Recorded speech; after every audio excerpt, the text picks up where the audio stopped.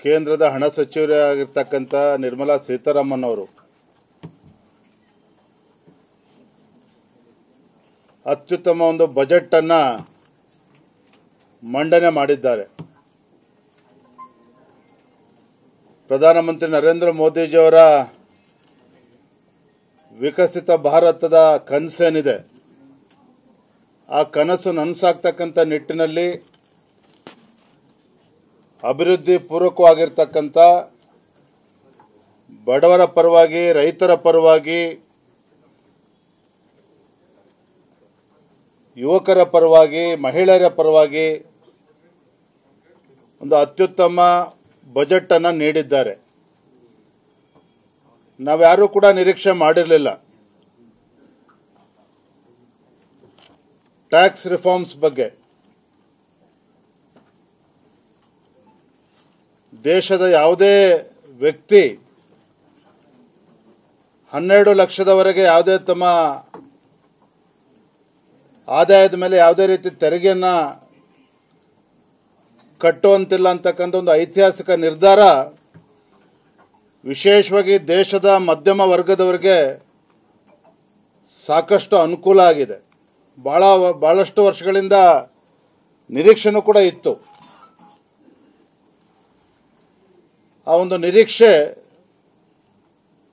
ನಿರೀಕ್ಷೆಗೆ ತಕ್ಕಂತೆ ಕೇಂದ್ರದ ಹಣಕಾಸಿನ ಸಚಿವೆ ಆ ಬಜೆಟ್ ಅನ್ನ ಮಂಡನೆ ಮಾಡಿರ್ತಕ್ಕಂಥದ್ದು ಪ್ರತಿಯೊಬ್ಬರು ಕೂಡ ತುಂಬಾ ಸಂತೋಷ ತರತಕ್ಕಂಥ ವಿಚಾರ. ಇದರ ಪರಿಣಾಮ ಏನಪ್ಪಾ ಅಂತ ಹೇಳಿದ್ರೆ, ನಿನ್ನೆ ದಿನ ದೆಹಲಿ ರಾಜ್ಯದ ವಿಧಾನಸಭಾ ಚುನಾವಣೆ ಮತದಾನ ಆಗಿದೆ. 60% ಮತದಾನ ಆಗಿದೆ. 9-10 ಸಮೀಕ್ಷೆಗಳು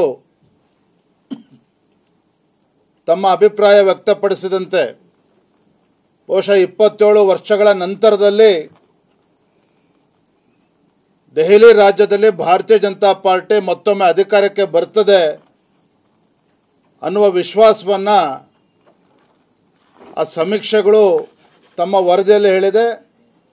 ನಮಗೂ ಕೂಡ ಸಂಪೂರ್ಣ ವಿಶ್ವಾಸ ಇದೆ.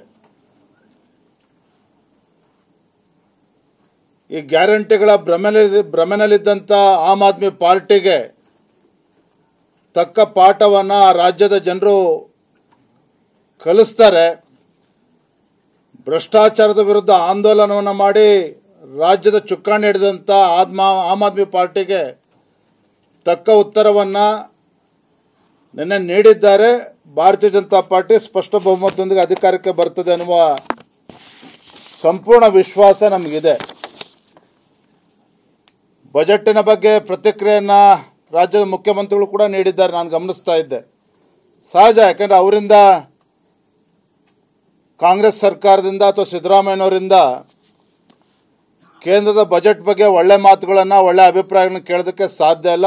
ಸಹಜವಾಗಿಯೇ ಅವರು ಟೀಕೆಗಳನ್ನು ಮಾಡಿದ್ದಾರೆ. ಆದರೆ ಕರ್ನಾಟಕ ರಾಜ್ಯವು ಒಳಗೊಂಡಂತೆ ದೇಶದ ಪ್ರತಿಯೊಂದು ರಾಜ್ಯದಲ್ಲೂ ಸಹ ಈ ಬಜೆಟ್ ಬಗ್ಗೆ